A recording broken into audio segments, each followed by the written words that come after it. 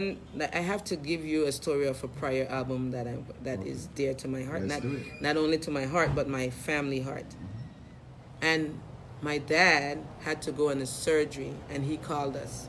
He got sick a couple times, and he's like, and I'm like, Dad, is it you're leaving us? And he's like, mission incomplete.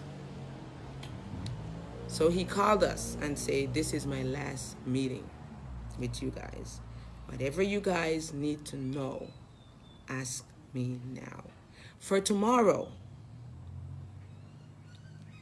you will want to ask me, you might want to ask me, and I will not be here to answer you.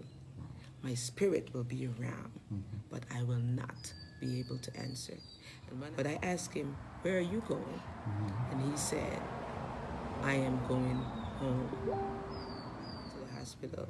We went to see my dad, and that was his big strapped body on the bed. And I was like, oh, wow, we lost my dad that day. And after he died, I think that was my healing song, because then I still could not understand that this big, black, handsome, strapped, giant-looking man is no longer around. And I keep hearing his voice about ask me now.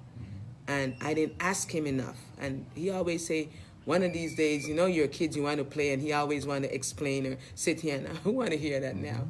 But he always say, you will regret it one day, but I will be gone. Another prophecy fulfilled. Yes, because all the time I would be like, Dad, where are you? Help me with this one, you know? And so I came up with this song. It's called Lufulere Papa. So, you know, so I wrote that song. Namuleno, Yuruhama, Ayano